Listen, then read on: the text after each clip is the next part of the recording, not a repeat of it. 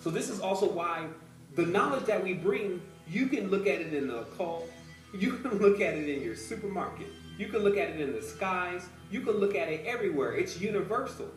The controllers can't deviate from the plan or else the entire thing would evaporate. They only can continuously attempt to make it more real.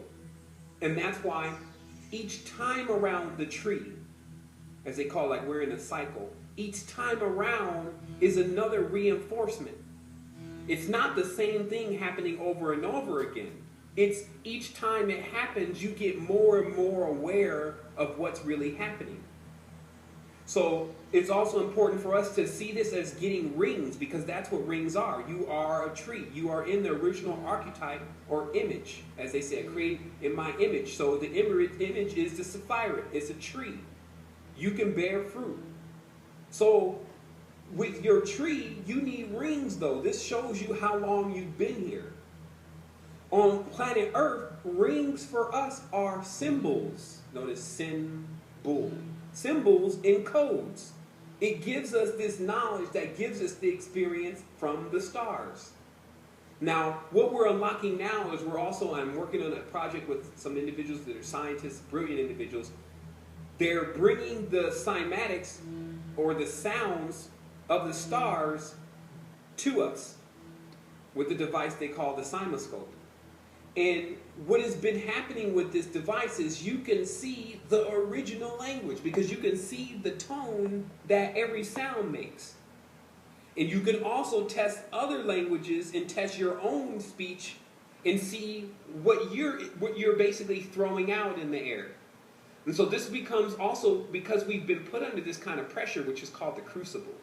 Mankind has been crucified. A crucible is to increase the strength of whatever is inside the crucible 1,000-fold. So what has happened to us is that we're inside this crucible and all this stuff is starting to happen, and we're now starting to look for the real answers. We're starting to say, well, wait a minute, maybe I missed something somewhere. Let me start somewhere else. And the best place to start is in the language, because it's what we speak. And that's the major thing that we need to know. Where the first veil started for us was within the language. And that's why, as I told you, there's two gods in the Bible. It's called Bible. There's two bull gods. There's a quote in there. Now, first, God says in the Bible, I don't confuse. He said confusion. I'm not really a part of that at all. But then it says, actually, I'm not the author of confusion, something of this nature. But then the next two books later, it says, let us go down and confuse them. This is how you know you're dealing with two different beings. It says an evil tree always bringeth forth evil fruit and can never bring forth any good fruit. Then later on it says, good and evil, I do both of these things. It says in Deuteronomy 5, curses anyone who hangeth upon a tree. Next Testament later, they hang someone on a tree and then everyone's worshiping him. So you see, there's a continuous thing showing that obviously there's more characters in this. And the reason why I bring up the Bible is because it is the major foundation for most people's spirituality. And because Islam and the Bible, especially the Old Testament, are synonymous with each other, this means that the foundation for the spirituality of this world is within these bulls, or bowels. Now, where is the bowels in your body?